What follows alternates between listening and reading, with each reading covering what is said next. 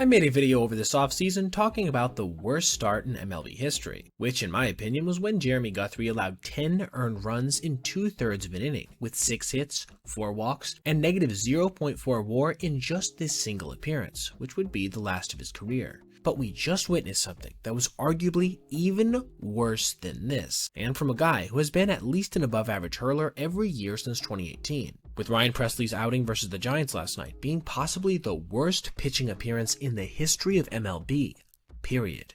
You'll see what I mean.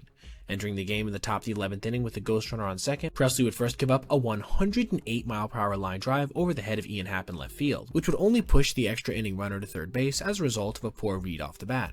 This was undoubtedly a break for the Cubs, who in years past might have had a chance to see Pressley pull out his 12K per 9 stuff to strike out the side or something, and keep the game tied. But this version of Ryan is certainly not that one, as the next guy up, catcher Patrick Bailey, he of the sub-200 batting average as of now, would line this ball into center field, pushing the go-ahead run across the plate and Ramos to third base. 2 batters, 2 hits. But this certainly isn't the end of the world, right? If he could even manage to limit the damage after this, the deficit wouldn't be too crazy to overcome. But things would get a little worse when Brett Wisely would bunt a ball back to the mound that Pressley would flip off target to home plate, allowing Ramos to score without managing to get an out. With runners again on second and third, Pressley would tally his only walk of the night on a fastball just off the outside to Mike Yastrzemski. He would then make it back-to-back, arguably back-to-back self-inflicted wounds when this sinker, at just 91 miles per hour by the way, came in and clipped Willy Adames, pushing another run across. It's at this point a lot of guys would be removed, but for some reason Pressley was allowed to keep pitching, and the next batter, Jung-Hoo Lee, would line a solid single to right field, scoring yet another run. It would be much the same versus the next batter, Matt Chapman, who would ground this ball into left field, this time with 2 runners being able to score. The final blow, at least versus Pressley directly, would come off the bat of Wilmer Flores, who would line yet another fastball to left field. Relatively softly hit, but still enough to score yet another run, pushing the score to 12-5. After Ryan was finally taken out, lefty Caleb Thielbar would be brought on to relieve him, and the former teammate of the righty would immediately get to work, striking out Christian Koss for the first out of the inning.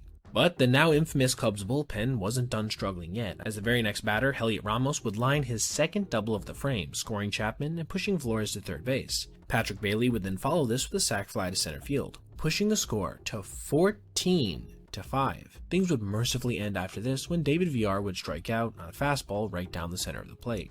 This still meant, however, that 2 more earned runs had come in on Pressley's head, which, along with the runs he had allowed earlier, allowed the former Astro to set a new Major League record, per Opta Stats, becoming the first reliever to allow 8+ earned runs in a game without getting an out and taking a loss in the history of Major League Baseball. And considering the high leverage circumstances he came in under, being an extra inning contest, not some kind of blowout or something, this certifies it to me as perhaps the worst pitching appearance ever. As even though there have been guys who have given up more runs than this in one frame, at least they've managed to get a single out in the process.